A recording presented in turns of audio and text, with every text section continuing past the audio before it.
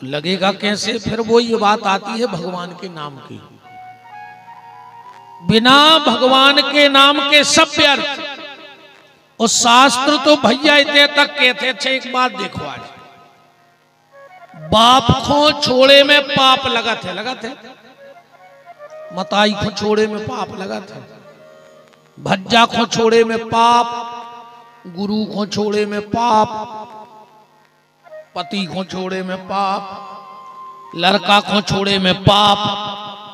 हम एक लिस्ट दे रहा है तुम्हें, बताइए उनको पाप लगो। विभीषण ने रावण जैसा भैया छोड़ दिया, विभीषण को पाप लगा।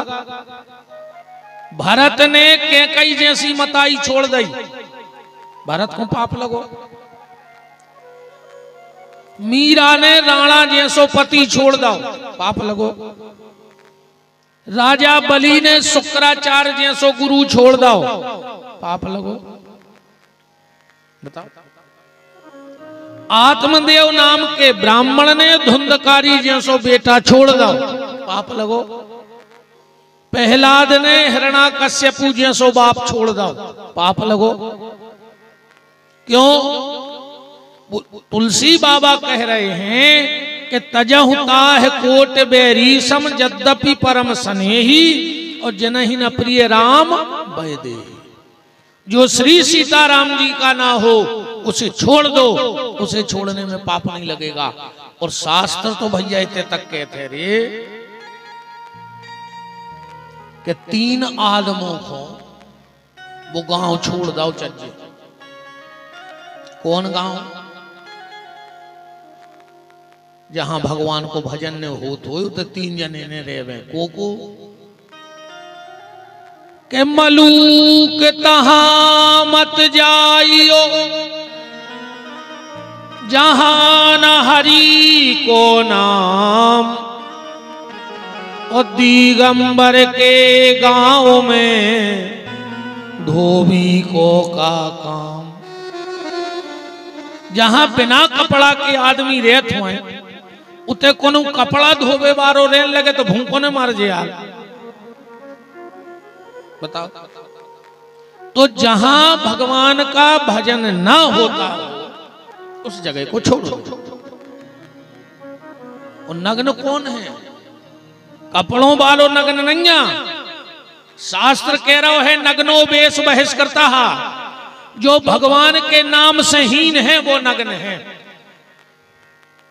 जो भगवान की कथा से दूर है वो नग्न है। जो भगवान के नाम से दूर है वो नग्न है वास्तव में। तो 3 लोग कौन? बोले साधु, ब्राह्मण और वैष्णव। अब वैष्णव कौन जाति को नाम नहीं है। वैष्णव किसी जाति को नहीं कहते। अब भगवान के तो जात पात चलत भी नहीं है। जब जाति पाति की लुघरिया तो अवे लगी। ये वोट के चक्कर ने सत्यानाश कर दी राजनीति ने।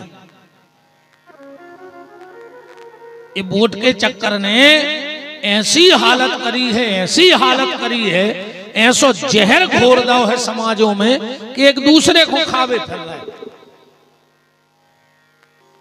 हमारे यहां जब भारत की जनता की गणना होती है तो गणना देखो आप कौन हिसाब से करवाई जाती। भारत में क्रिश्चियन 1%, यवन 14%। तो प्रसिद्धि काय नहीं कह रहा कि 85% हिंदू, फिर कहें इतने ब्राह्मण, इतने क्षत्रिय, इतने फलाने, इतने ढकाने। सीधी कहो कि भारत में 85% हिंदू है। ये कोई नहीं कहेगा। इसलिए नहीं कहेगा क्योंकि उनकी वोट की राजनीति खत्म हो जाएगी। हम लोग जात पात वाले नहीं। हमारे यहाँ का सूत्र क्या है? बोले जात पात पूछे नहीं कोई और हरि का भजे सो हरि का होई। हम जातिवादिता वाले लोग नहीं हैं। हमने अगर धुंधकारी ब्राह्मण है और अधर्म पे चल रहा है तो उसका तिरस्कार कर दिया। रावण अगर अधर्म पे है तो हमने उसका तिरस्कार कर दिया।